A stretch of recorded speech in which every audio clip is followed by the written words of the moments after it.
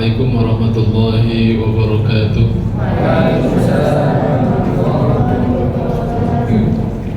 Alhamdulillah nahmaduhu wa nasta'inuhu wa naghfiruhu wa na'udzu billahi min shururi anfusina wa min sayyiati a'malina. May yahdihillahu fala mudilla lahu wa may yudlilhu fala hadiya lahu. Asyhadu an la ilaha illallah wahdahu la syarika lahu wa asyhadu anna sayyidana Muhammadan abduhu wa rasuluh alladzi la nabiyya ba'dahu.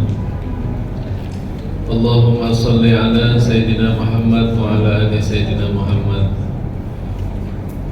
Ayah bunda yang dimuliakan Allah Subhanahu wa ta'ala, abang kakak santriawan dan santriwati Rumah Tahfiz Yayasan As-Sakinah, semoga siapapun yang terlibat untuk membesarkan agama Allah, Allah muliakan hidupnya. Allah mudahin semua urus-urusannya, Allah berikan apa yang dia inginkan semua. Amin ya rabbal alamin.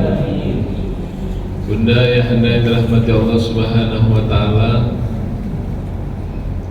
tidak ada hal yang lebih penting atas nikmat yang sudah Allah berikan di dalam kehidupan kita ini selain bersyukur. Syukur ini menjadi bagian terpenting agar kita merasa tahu ketika nikmat yang sudah Allah berikan itulah porsi yang sudah diberikan kepada kita. Maka kemudian kan ada Allah menyebutkan la in syakartum la azidannakum wa la in kafartum inna adzabi lasyadid. Kalau kita syukur atas nikmat yang Allah beri, Bang, hari ini kita bersyukur bisa ngapal 10 juz, kita syukuri, maka kemudian dengan mudah Allah akan memberikan hafalan itu untuk 10 juz yang berikutnya. Kalau 10 juz yang pertama itu menghafal dalam jangka waktu 6 bulan misalnya, bisa jadi karena tersebab bersyukur atas ilmu yang Allah berikan, pemahaman yang Allah berikan. Bisa jadi kita raih itu dalam jangka waktu 3 bulan. Kalau sebelumnya 6 bulan, bisa jadi ini Allah akan berikan 3 bulan. Kenapa? Karena itu janjinya Allah, kalau kita bersyukur pasti Allah tambah nikmat itu. Terasa nggak di saat kita, bunda-bunda nih sering kadang-kadang, ketika kita mulai bisa mensyukuri atas apa yang Allah berikan di kehidupan kita, terasa nggak kemudian setelah itu ada susulan-susulan nikmat. Tapi jika kita semakin mengeluh dan menceritakan kepada orang yang sama sekali tidak bisa menolongnya, apakah kemudian kita mendapatkan nikmat-nikmat berikutnya? Jawabannya justru semakin sempit. Maka ini adalah poin yang paling penting. Atas apa yang Allah sudah titipkan kepada kita semua, duduknya kita saja hari ini, kebayang, bisa bersyukur nggak kita, Bang? Bang, perhatikan bunda yang dirahmati Allah, sepanjang jalan tadi orang-orang masih berjibaku dengan mencari nafkah. Dan banyak di antara mereka itu yang seusia dengan bunda yang hadir hari ini, betul tidak? Saya baru sampai dari Tanjung Pura, tadi pagi saya ngisi training. Kayaknya sudah tidak dapat, mohon maaf ya kalau saya terlambat. Saya letak mobil di kantor saya sambung kemarin naik sepeda motor biar cepat Ustaz Makmur. Itu pun ternyata terlambat juga. Masya Allah, medan yang luar biasa hari ini lagi sedang pembenahan. Mudah-mudahan nanti indah pada waktunya. Soalnya jalannya di mana-mana dibongkar. Jangankan naik mobil, naik sepeda motor pun bisa terlambat. Hadirin yang dirahmati Allah Subhanahu wa ta'ala, kakak, abang, kemudian ayah, bunda, coba rasakan bagaimana kemudian kita duduk di Masjid As-Sakinah ini, sejuk tidak? Dapat minum lagi, dapat kue 1 kotak lagi, betul? Ini yang kita rasakan. Apa yang ingin saya sampaikan, Allah begitu sayang dan cinta sama kita yang hadir hari ini. Kenapa bunda? Di saat orang lain, ibu-ibu seusia bunda di luar sana, ada yang berjualan kerupuk, ada yang berjualan nasi, ada yang masih jalan terus-menerus membawa sapu lidi dan lain sebagainya, dan mereka tidak punya kesempatan untuk beristirahat. Tapi ternyata Allah pilih bunda dan ayahanda hari ini untuk bisa duduk di masjid dengan bersandar. Dingin lagi, kemudian apa? Belajar lagi bunda. Betul? Gak apa-apa bun, sandaran aja, gak apa-apa. Aman loh. Maksudnya saya ingin sampaikan bahwa begitulah nikmat yang Allah sedang pergilirkan sama kita hari ini. Enggak sama dengan orang-orang yang di luar sana. Berarti kan yang didudukkan istirahat di dalam majelis ilmu itu kan orang yang dipilih sama Allah. Karena hidayah itu datang bukan karena ditunggu bang. Hidayah itu justru datang karena mujahadahnya kita, kesungguh-sungguhannya kita. Memang butuh perjuangan semuanya. Maka salahlah kalau ada orang yang menyebutkan harusnya orang-orang Palestina itu keluar hijrah dari negerinya. Pernah dengar pernyataan seperti itu? Itu adalah ungkapan orang-orang pengecut.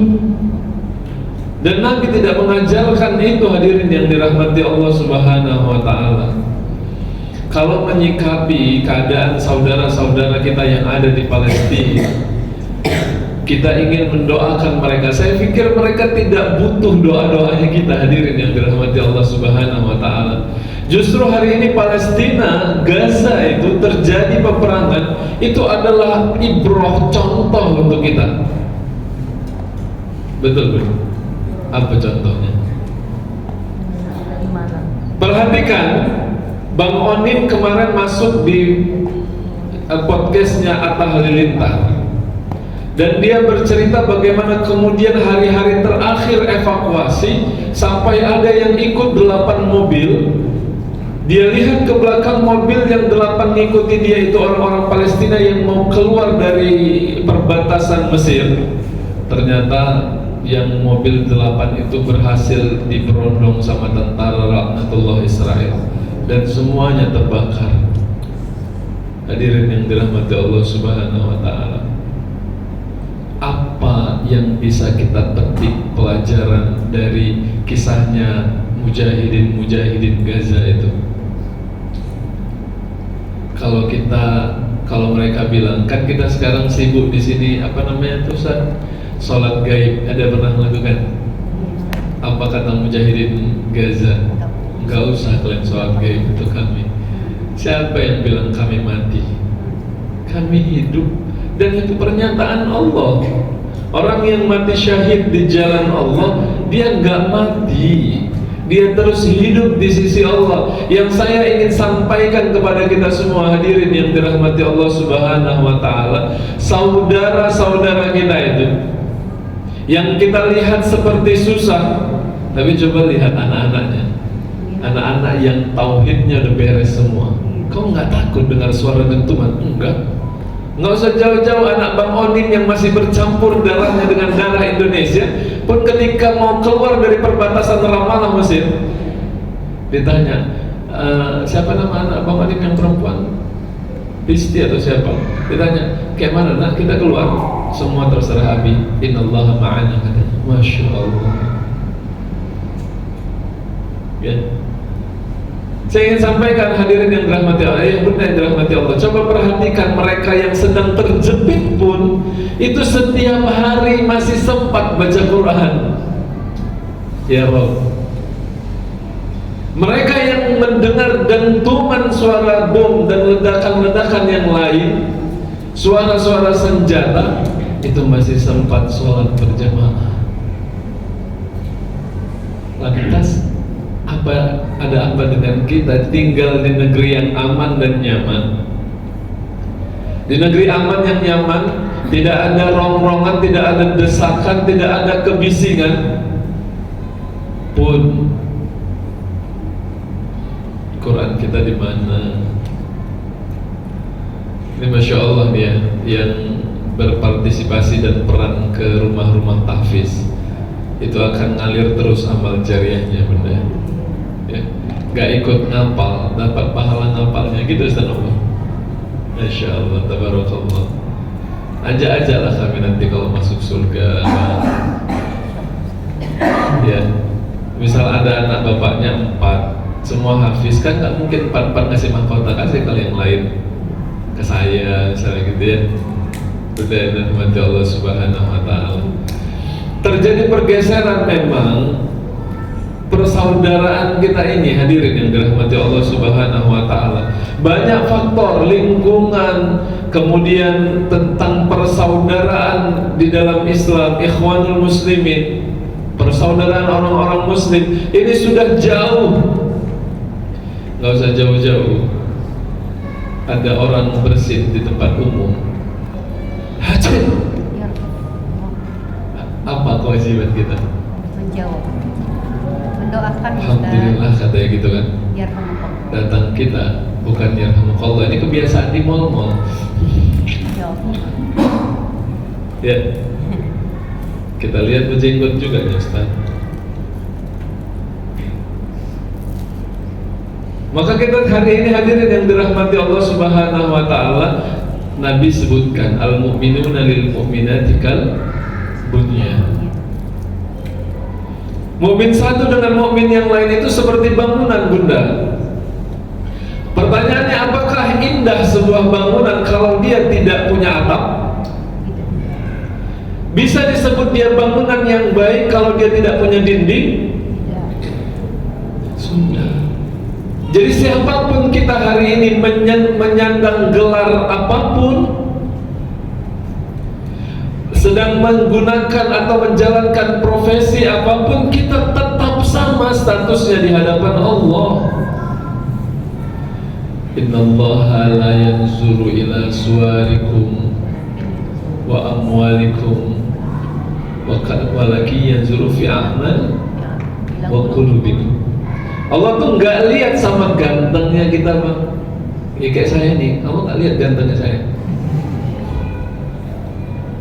Gak apa-apa lah ya, karena panas di luar. Tadi naik sepeda motor kena asap. Ya, nggak usah banding-banding lah ganteng-ganteng. Gantengan Yusuf alaihissalam, betul tidak? Betul. Udah pernah jumpa? Ceritanya Ustaz. Cerita ya. Kalau Yusuf alaihissalam, Bunda yang dirahmati Allah, apakah yang tersayat-sayat itu jari-jari para perempuan yang melihatnya?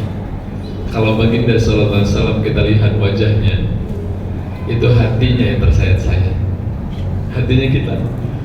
Nggak usah kan perempuan, Suraqah kenal? Tahu Suraqah?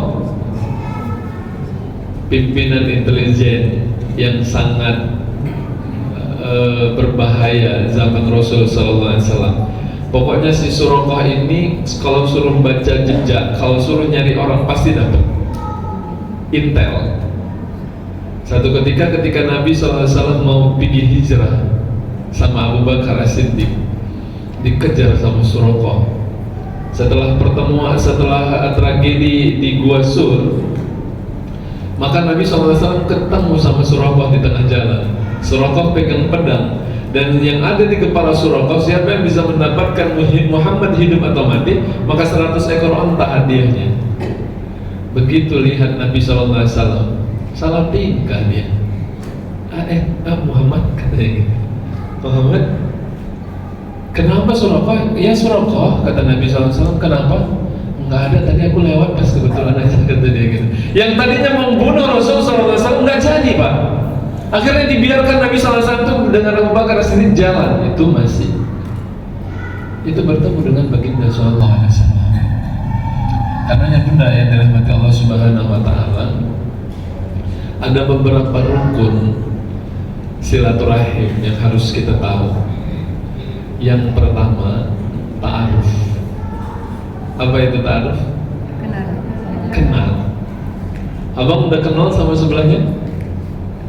Yang serban hijau? Belum, semuanya hijau serbannya. Kenal Bang?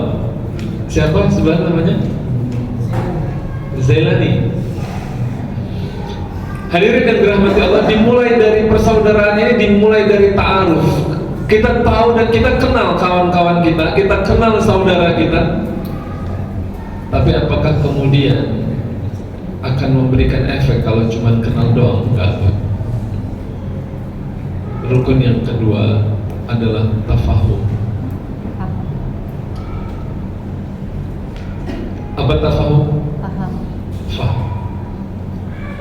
Setelah kita kenal saudara kita, apalagi yang tinggal satu asrama, itu harus ada yang melekat empat-empat ini.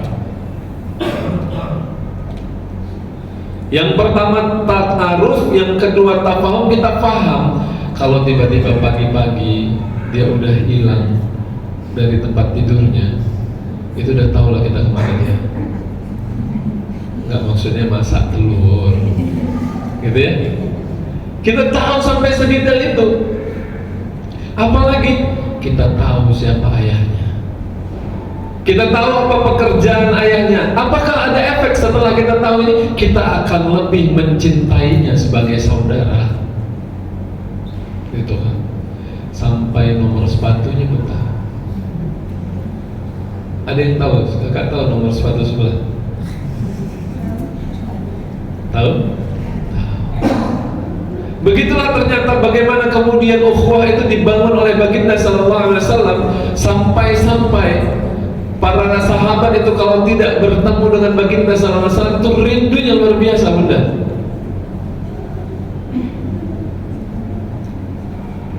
Apa yang pertama tadi, Pak? Rukun persaudaraan. Yang kedua, tafahum. Level tafahum. Setelah kita paham tentang tafahum, maka yang ketiga adalah takaful. Saling bekerja sama, melindungi.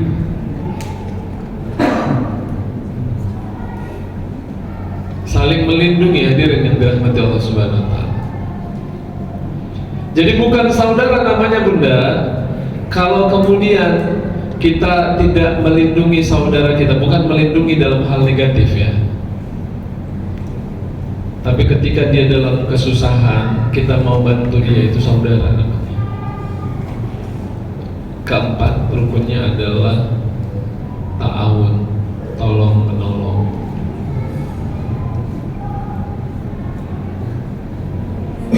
Kalau empat ini sudah ada, Bunda yang dirahmati Allah Subhanahu wa taala, kira-kira kita sama sahabat-sahabat sepengajian kita udah ada nggak ini? Biasanya kalau orang-orang yang sudah hadir datang taklim, pasti dia sudah amalin ini. Dia kenal, dia paham. Kawan kita yang senyumnya kadang-kadang lebar, tiba-tiba cuma matanya aja kecil sedikit, nah itu ada something berarti. Langsung tunjuk, nggak boleh. Gitu ya. Tadi dengan rahmat Allah Subhanahu wa taala, kita yang tahu. Beginilah indahnya Islam itu, hadirin yang dirahmati Allah. Tidak akan indah dia kalau ada salah satu yang menonjol. Betul. Dia akan kayak gerak jalan pasukan paskibraka itu. Kalau ada yang petentengan satu, indah nggak gerakannya? Enggak. Innamal mu'minuna ikhwah. Orang-orang beriman itu, kenapa bukan orang-orang Islam itu bersaudara? Kenapa orang-orang beriman? Karena efek dari yakin sama Allah, dia akan sayang sama saudara-saudaranya. Tidak dikatakan seseorang beriman di antara kamu sebelum dia mencintai saudaranya lebih daripada dirinya sendiri. Hadirin yang dirahmati Allah, apa kesimpulan dari hadis itu? Nabi ingin sampaikan pesan kepada kita, jangan terlalu fokus dengan keinginanmu. Jangan apa? Jangan terlalu fokus dengan keinginannya kita, tapi coba kita cari tahu keinginannya. Nyanya siapa? Nyanya Allah. Kan sekarang kita lebih fokus bagaimana membahagiakan diri kita, betul? Tadi saya kan training tuh di sana. Jadi di slide terakhir itu ada bacaan aku ingin bawahnya bahagia. Slide itu menjelaskan ada seorang murid bertanya sama gurunya, guru katanya, aku ingin bahagia. Guru, aku ingin bahagia, kata murid itu. Maka sang guru pun menjawab, kalau kau ingin bahagia anakku, maka hilangkan kata aku, hilangkan kata ingin, yang tersisa adalah bahagia. Kalau kita ingin bahagia, jangan pentingin diri sendiri, itu maksudnya. Kalau kita ingin sukses, jangan pentingkan apa keinginan kita dulu, jangan.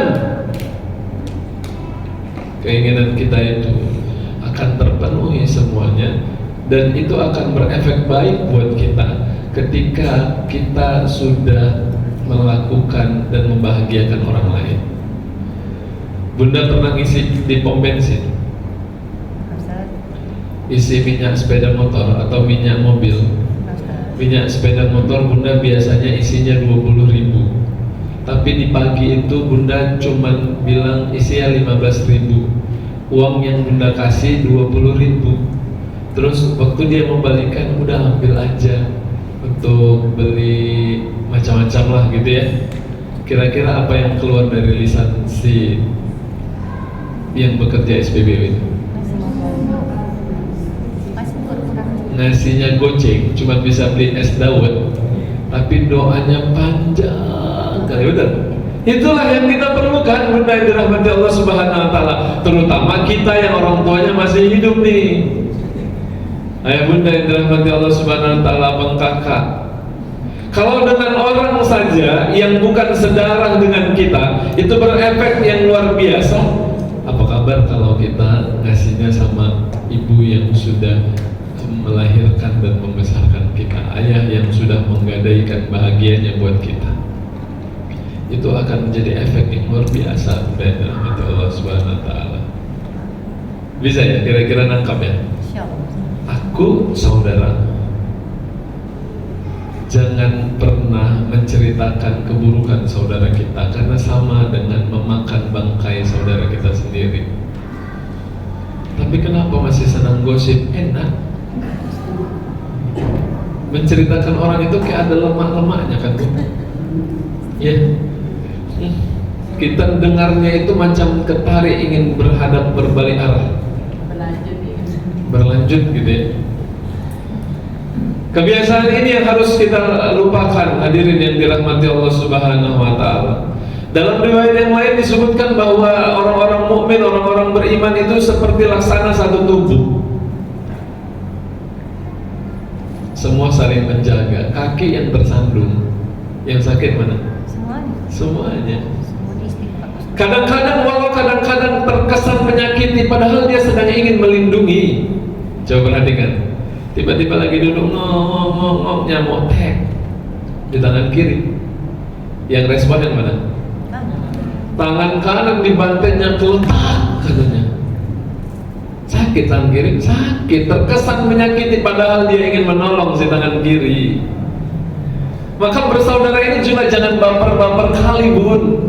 Apalagi dalam taklim, gak diajak ngaji, gak mau datang lagi, harus diajak aja gitu. Jangan baper. Kalau dakwah itu ada bapernya, maka agama ini tidak akan pernah sampai ke negeri Indonesia tercinta. Kenapa? Rasul itu terusir dari kampung halamannya. Rasul pada saat ingin menyampaikan kebaikan, dia dilempar dan dicaci maki. Kalau dia mundur karena itu, ya Rob, nggak ada kita lagi sekarang. Maka Bunda, ayahanda, abang kakak yang dirahmati Allah Subhanahu wa Ta'ala, ini perkara yang paling penting. Kalau kita mau tahu tentang diri kita, lihat aja sama siapa kita berkawan. Tukang gosip, tidak akan mungkin yang hak itu disandingkan dengan yang batil, nggak mungkin. Yang hak pasti sandingannya yang hak.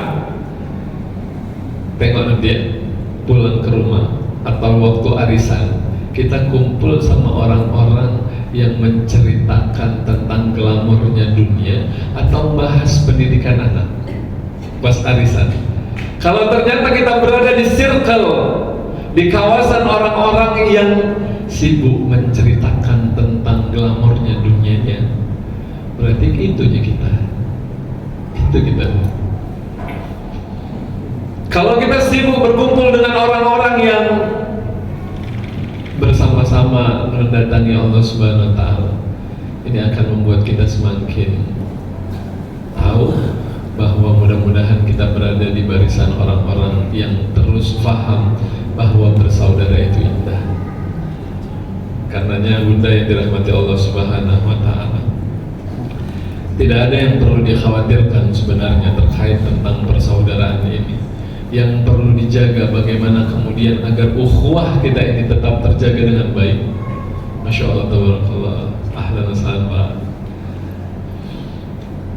Agar terjaga dengan baik, jagalah lintasan-lintasan hati. Masih ingat kajian kita beberapa minggu yang lalu tentang Luqmanul Hakim?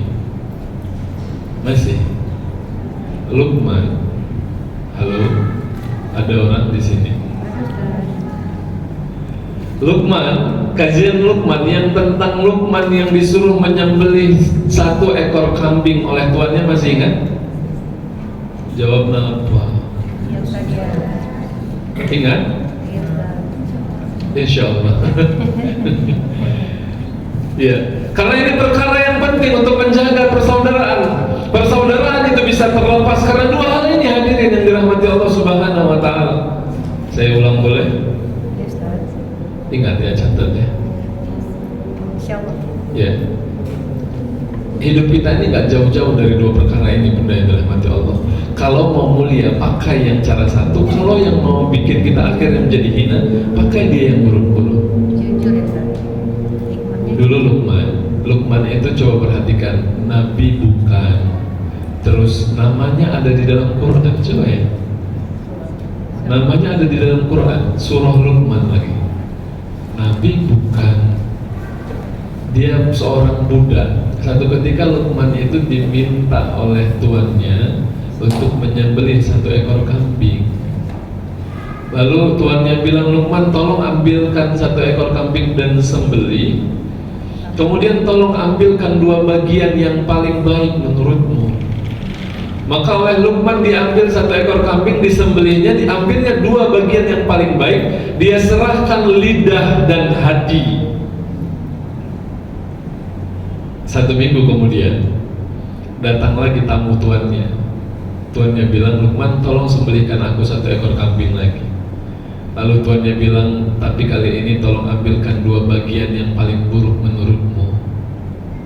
Lalu Luqman setelah menyembelih kambing mengambilkan 2 bagian yang paling buruk.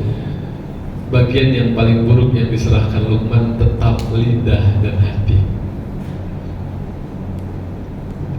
Maka tuannya bilang, Luqman kenapa ini? Aku minta 2 bagian yang paling baik, engkau kasih lidah dan hati. Aku minta bagian yang paling buruk juga engkau kasih lidah dan hati. Kenapa Luqman? Luqman dengan santainya bilang, Tuan, tahukah Anda, jika lisan terjaga dengan baik dan semua perkataan disandarin sama Allah, dan jika hati itu tidak pernah berprasangka buruk sama saudara-saudaranya, tidak pernah berprasangka buruk sama takdir yang sedang Allah perjalankan dalam hidupnya, bukankah orang-orang yang seperti ini hidupnya akan mulia? Dan sebaliknya, bukankah Tuhan, ketika seseorang tidak bisa menjaga lisannya dengan baik, kerjaannya menyakiti orang lain dengan perkataannya, dan kemudian dia punya hati yang juga yang tidak baik, berprasangka buruk, bukankah ini akan membuatnya terhina, tidak saja di dunia bahkan di akhirat, kata Luqman. Maka ini yang menjadi sandaran kita, bunda yang dirahmati Allah Subhanahu wa Ta'ala. Kalau persaudaraan ini mau kokoh, tolong sama-sama ngerem lisan, hati. Karena dari situ semuanya sumbernya. Perpecahan itu dari lisan, perpecahan itu dari qalbu yang tidak disandarin sama Allah Subhanahu wa Ta'ala. Kira-kira kalau kita hidupnya aman, tentram, damai, enak gak sih? Enak. Kalau 2 ini sudah terjaga, maka takdir buruk yang menurut kita buruk pun itu akan indah, karena kita tahu takdir itu sedang diperjalankan sama kita. Diceritakan orang pun kita, kalau kita terus sangka baik, indah rasanya. Ini sama-sama proses belajar ya, insya Allah ya bunda ya. agar jangan sering kali sakit hati. Tiba-tiba lagi enak-enak 1 minggu makan kumpul-kumpul ini lagi musim ini. Ibu-ibu saya sering diundang kajian. Di mana tempatnya Bunda? Di kafe ini. Kumpul ngaji bareng-bareng, tiba-tiba minggu depan sudah kawan-kawan akrab menjauh semuanya. Gimana perasaannya? Kawan yang tadi ketawa pergi bareng-bareng, ngaji bareng-bareng, tiba-tiba pergi jauh-jauh, menggosip pula di tentang kita. Kalau ini kita anggap ini adalah sesuatu yang tidak baik untuk kita, Bunda, ketika kita tersinggung dengan ucapan orang lain yang sedang ingin menjatuhkan kita, berarti kita punya rasa lebih baik dari orang itu. Dan rasa itu adalah rasa yang salah. Tersebab inilah kemudian persaudaraan itu tidak lagi menjadi bangunan yang kokoh. Maka cukup sudah saudara kita itu ketika kita lihat dia sujudnya sama dan dia jadikan waktu-waktu sholatnya itu penyemangat hidupnya, itulah saudara kita benar. Saudara yang bisa memotivasi kita. Saya kalau ada jumpa kawan-kawan dari semalam tadi ya, saya ada dengar kisah mu'alaf masuknya Islam seorang di Sulawesi Selatan. Dia bilang setiap hari mereka kerja satu restoran. Kemudian setiap hari bercerita satu Kristen, satu Islam. Biasa aja yang Islam ini dia lihat si Kristen ini mulai suka sama kawannya yang Islam ini karena dilihatnya Muslim yang lain dia minum mabuk-mabukan, kawan-kawan yang lain Muslim mabuk-mabukan, dia enggak. Si Iqbal ini namanya. Kemudian yang lain-lain melakukan hal-hal yang tidak boleh, si Iqbal ini enggak. Satu ketika dia bilang sama si Iqbal ini, "Bal, kayaknya hidup kau nggak ada warna-warnanya lah, Bal. Kawan-kawanmu gue tengok mabuknya, yang Islam-Islam itu kayak gitu. Main-main yang nggak boleh juga ya, tapi kok lurus-lurus mau kemana korbannya," katanya gitu kan. Udahlah, kalau kau taat kali kayak gini katanya, bagus kau pindah aja ke Kristen. Kata dia bilang gitu. Jangan gitulah Bang, katanya. Biarlah kita melakukan agama kita masing-masing. Kalau enggak gini aja lah Bang, kita saling mendoakan. Ini maksudnya lega kekuatan ini. Kita saling mendoakan, mudah-mudahan abang ketemu sama Tuhanku Allah katanya, atau aku yang ketemu Yesus katanya gitu. Ya, bercerita seperti itu. Sampai akhirnya satu ketika jam 1 malam dia betul-betul mimpi dia satu malam itu dia lihat gelap, dipanggil namanya Yosef. Engkau Tuhan. Dia langsung ada namanya Yosef.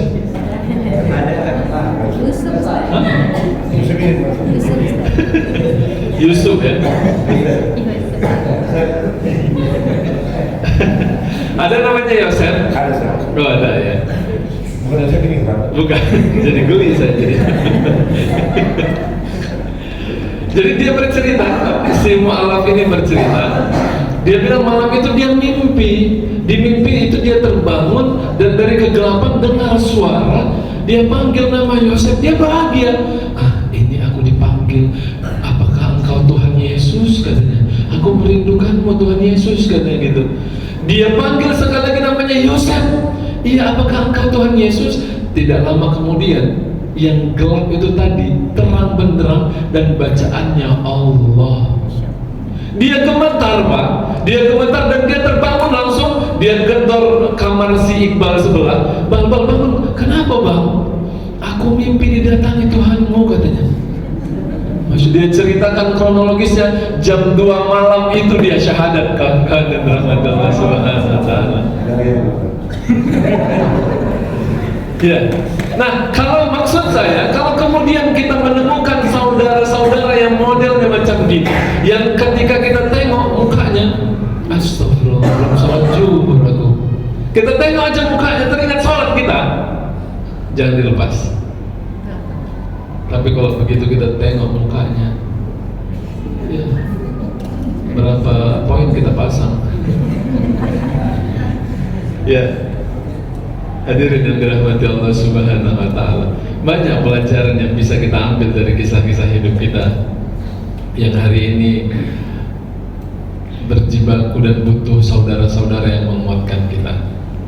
Maka teruslah berkawan dengan orang-orang yang seperti ini, Bunda yang dirahmati Allah. Jangan dilepas ya. Terus minta sama Allah, ya Allah, persaudarakan kami dengan orang-orang yang dekat dengan Engkau, yang takut dengan Engkau. Kita berkawan aja sama Ustadz Makmur, sama orang-orang soleh. Ya.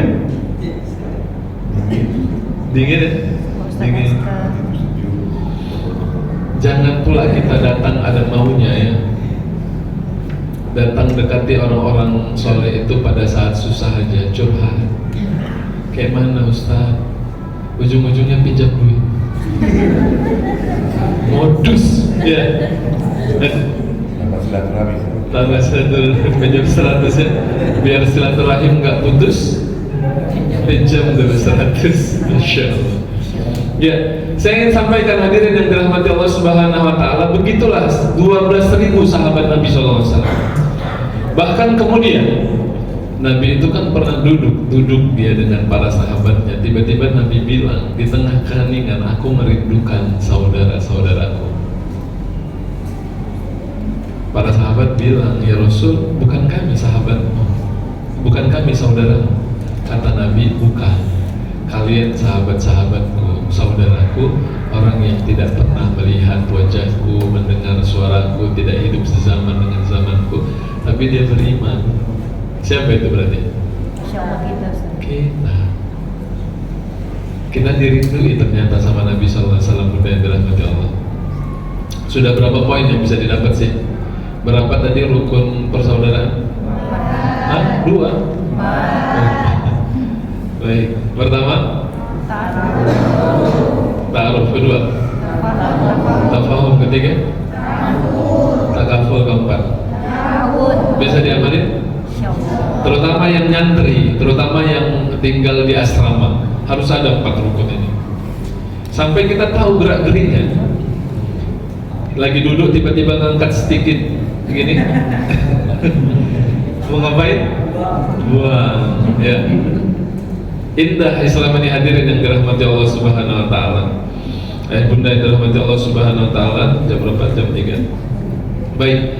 Kemudian bagaimana kemudian ketika kita ingin menjaga persaudaraan kita dengan saudara-saudara yang jauh kita yang hari ini sedang tidak baik-baik saja? Cukup dengan memberikan bantuan semampu kita. Tapi saya ingin sampaikan, kalimat semampu itu yang harusnya mampunya 100.000, jangan dibuat-buat 5.000. Maksud Bang, satu ketika ada seorang syekh di Mesir ditanya, wahai syekh, apa yang dimaksud dengan beramal atau bertakwalah kalian semampunya? Maka si syekh itu ketika ditanya muridnya, dia nggak jawab. Dia langsung pergi ke lapangan bola. Dia lari keliling lapangan bola sampai 5, 10, 15 kali, akhirnya jatuh pingsan, dirawat masuk rumah sakit. Besok paginya si syekh ini siuman sadar, didatangin sama muridnya, ya syekh, aku cuma nanya sama engkau, apa yang dimaksud dengan takwa atau beramal semampunya itu? Kenapa engkau harus lari-lari keliling lapangan sampai pingsan? Katanya. Apa kata syekh? Yang dimaksud semampunya, apa yang kau saksikan itu, aku lari semampuku sampai aku nggak kuat lagi, akhirnya aku jatuh dan pingsan, itulah semampunya. Beda dengan versi kita ya. Beda ya Kak? Begitu dengar sedekah semampunya, ibadah tahajud semampunya aja lah, udah setengah rakaat banting kayak witir.